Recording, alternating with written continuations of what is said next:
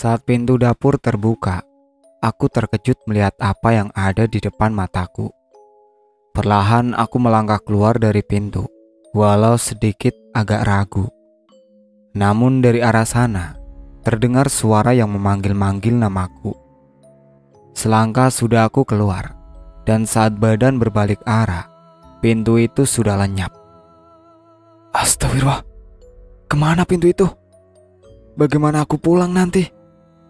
Aku mulai ketakutan, dan air mata sudah mengambang di pelupuk mata. Perlahan kulangkahkan kaki di hamparan rumput nan hijau bak permadani. Seluas mata memandang, hanya terlihat warna hijau tak bertepi. Walau terlihat seperti tak bertatapkan langit, tapi semilir angin masih terasa menyentuh kulit. Dengan ragu-ragu kulangkahkan kaki berjalan di tempat yang asing itu. Semakin lama terasa semakin jauh dari tempat awal aku menapakkan kaki di sini. Dari jauh terlihat sebuah pohon yang sangat rindang. Entah kenapa, ada daya tarik tersendiri pada pohon itu. Aku merasakan pohon itu adalah tempat kembali ke semula, di mana awalnya aku berada di dapur rumah Ulfa. Dengan mantap kulangkahkan kaki ke arah pohon tersebut, tapi semakin dekat semakin menjauh pohon itu. Langkah dipercepat dan akhirnya aku berlari kecil mengejar pohon rindang tersebut. Saat ku tengok ke belakang, suasana berubah menjadi gelap, dan gelap itu mengejarku. Tidak, aku tidak mau berada dalam kegelapan. Lagi pula tak ada senter untuk jadi penerang. Gumamku lirih. Aku terus berlari semakin cepat agar bisa mencapai pohon itu. Namun tiba-tiba dari arah depan terlihat setitik api yang semakin membesar. Kini aku berada di antara keduanya, maju atau mundur. Kalau aku maju, maka akan masuk dalam kobaran api. Kalau aku mundur, akan berada di kegelapan, tapi tak mempunyai penerangan. Di saat dalam dilema, ada suara memanggil-manggil namaku. Dini, ikuti suara ayah. Ada suara dari arah depan. Jangan, Din, itu jebakan saja. Suara yang sama pun terdengar dari arah yang berbeda. Percaya sama ayah, ayah akan melindungimu. Jangan, Din, kalau kau mengikuti suara itu, kau akan terbakar dan tak akan kembali lagi. Percayalah, setelah kau tembus api itu, segeralah kau capai pohon rindang tadi. Din, jangan percaya, kau akan tertipu. Diam! Aku berteriak di antara dua suara yang membingungkanku. Dini, dengarkan ayah. Ikuti apa yang ayah katakan. Insya Allah, kau akan kembali. Terobos kobaran api itu, karena itu hanyalah sebuah ilusi. Sebelumnya kamu harus membaca apa yang ayah tuntun. Entah suara dari mana lagi, tiba-tiba terngiang di telinga dan teresap di otak. Hasbunallahu wa ni'mal wakil. Cukuplah Allah menjadi penolong kami, dan Allah adalah sebaik-baik pelindung. Dengan keteguhan hati dan mengucapkan bismillah, aku memejamkan mata dan langsung menerobos kobaran api yang ada di depan.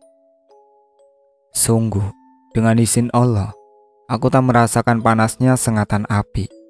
Dengan langsung menuju pohon rindang itulah, akhirnya aku menemukan sebuah pintu penghubung. Dengan nafas yang memburu, perlahan kurai kenop pintu itu. Di saat pintu mulai terbuka dan kaki ingin melangkah, tiba-tiba pundakku seperti ada yang mencengkram. Cengkraman yang kuat itu terasa berat, seperti ada beban yang menaruh di atas pundakku. Dan saat kepala menoleh ke belakang, makhluk itu mencengkram erat pundakku. Namun bayangan putih langsung melesat dan membawa masuk ke dalam pintu yang telah terbuka. Karena shock, aku pun jatuh terkulai dan pingsan. Saat sadar, kulihat Anis sedang menangis dan orang tua Ulfa sedang membacakan suratul Yasin. Apa yang sebenarnya terjadi? Alhamdulillah. Mereka yang hadir mengucapkan hamdalah. "An, ada apa ini?" tanyaku. "Kamu ditemukan terjepit di antara bambu yang ada di belakang rumah," jawab Ulfa. "Hah? Yang benar?" Aku terkejut. "Iya, saat ayah dan para tetangga mengangkatmu, sekujur tubuhmu telah dingin. Detak nadimu juga tak ada. Tapi hembusan nafasmu masih ada, walau terasa pelan," jelas Ibu Ulfa. "Itulah kenapa kami masih belum mengabarkan orang tuamu di Sampit. Karena kami yakin kau masih hidup, dan sebagian tetangga saja yang tahu," lanjut Ibu Ulfa lagi. "Berapa hari?" tanyaku penasaran. "2 hari dengan ini," jawab Ani. "An, kita pulang ya." Aku meminta Ani untuk segera pulang. "Iya, besok kita pulang," sahut Ani. Setelah kejadian itu, pohon bambu belakang rumah Ulfa pun ditebang habis sampai ke akarnya. Beruntunglah tidak ada hal ganjil terjadi. Saat mandi, aku merasakan perih di bagian punggung sebelah kiri. Baru ingat saat berada di alam bawah sadar, punggung sebelah kiri dicengkram makhluk besar itu. Apakah ini nyata? Selesai mandi dan ingin mengganti baju, dengan iseng aku melihat di cermin yang ada dalam kamar. Ternyata benar, bekas cengkraman kuku membekas di sana dan agak sedikit memar. Aku bergidik, salah apa aku dengan makhluk itu? Apakah dia ingin mengambilku? Seandainya saja aku tak diselamatkan oleh suara itu, apakah aku akan mati? Berbagai pertanyaan berkecamuk dalam pikiranku. Semoga saja malam ini aku tak diganggu lagi oleh makhluk alam sebelah. Saat ingin tidur pun aku diminta untuk berwudu lebih dulu sebelum tidur dan membacakan 4 surah. Malam menjelang. Antara tidur dan tidak, aku masih merasakan sedikit gangguan-gangguan. Namun tak sempat membuatku seperti sebelumnya. Mungkin para makhluk itu tak bisa lagi meraih tubuhku karena sudah terlindung ayat-ayat Allah. Pagi menjelang. Hari ini aku dan Ani akan kembali ke Sampit. Pagi-pagi kami sudah memesan tempat di travel tujuan Sampit. Saat menuju perjalanan pulang, awalnya aku tak merasakan firasat apa-apa. Perjalanan kami lancar seperti biasa. Saat ingin makan, kami sempat mampir di salah satu rumah makan. Setelah itu kami melanjutkan perjalanan. Di perjalanan, aku sempat melihat sebuah pick up melintas melewati kami. Berhubung aku duduk pas di tengah-tengah, jadi bisa melihat kiri dan kanan. Yang penasaran adalah rumah besar dan megah saat kami berangkat. Jadi tak ada yang terlewat sedikit pun dari pandanganku. Pick up yang tadi mendahului kami tiba-tiba menyelip kami lagi. Padahal tuh pick up sudah ada di depan sebelumnya. Bukan aku saja, yang lainnya pun juga menyadari. Bukankah pick up itu sudah ada di depan kita? Kita kan gak ada melewati pick up itu kan? Kata sopir. "Iya, pick up itu sudah di depan kita tadi. Kok tiba-tiba ada di belakang lagi sih? Padahal kita tak melewatinya." Penumpang di sampingku ikut mengomentari. Tak berapa lama pick up itu menghentikan kami. Bang sopir pun menghentikan mobilnya. "Ada apa, Pak?" Mobil kami macet. Boleh nggak kami ikut?" tanya pengemudi pick up itu yang ternyata bersama gadis usia 9 tahun. "Boleh," kata bang sopir. Kebetulan di belakang kami nggak ada penumpangnya. "Gimana dengan pick up-nya?" tanya penumpang di samping sopir. "Nanti ada yang membawakan ke Sampit." Aku mentowel Ani. Ani yang dari tadi hanya termenung, terkejut dengan towelanku. "Ada apa?" tanya Ani. "Tuh, buka pintunya. Ada penumpang yang mau ikut ke Sampit," ujarku. Ani membuka pintu mobil, kemudian turun. Aku pun mengikuti Ani turun. Saat itulah aku tak melihat bayangan penumpang baru itu. Ditambah lagi anak kecil itu hanya diam dan wajahnya pucat. "Maaf, Pak, anaknya sakit?" tanyaku. "Iya," Jawabnya singkat, lalu langsung masuk ke mobil. Ada sedikit rasa aneh saat mereka melewatiku. Ingin aku mengatakan perasaan janggal ini, namun aku urungkan. Setelah kedua penumpang masuk, aku dan Ani pun ikut masuk. Lalu kami melanjutkan perjalanan. Selama dalam perjalanan, tak ada satu patah kata pun dari penumpang baru. Aku tak peduli dan tetap fokus mencari rumah mewah tersebut. Sudah melewati jembatan keempat, tapi rumah megah itu tetap tak ada.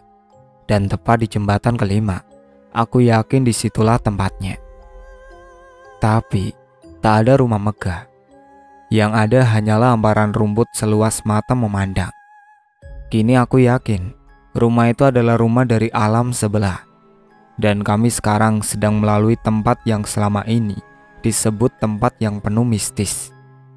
Setelah melalui tempat yang mana aku pernah melihat rumah megah itu, kami dikejutkan dengan gerombolan orang-orang yang berada di depan kami. "Kayaknya ada kecelakaan tuh," kata bang sopir. Bang sopir menepikan mobilnya karena ingin melihat apa sebenarnya yang terjadi. Karena penasaran, kami semua turun dari mobil. Tanpa kami sadari, penumpang baru itu turun juga atau tidak. Terlihat sebuah mobil masuk ke dalam sebuah parit samping kiri. Mobil itu terbalik, dengan posisi ban mobil ada di atas. Saat melihat mobil itu, ada rasa gelisah dan tak nyaman. Entah perasaan apakah itu. Para warga dan pengendara lain ikut membantu mengevakuasi korban yang ada dalam mobil. Saat korban bisa dikeluarkan dari mobil yang terbalik itu, betapa terkejutnya aku. Begitupun dengan bang sopir dan penumpang lain yang satu mobil dengan kami.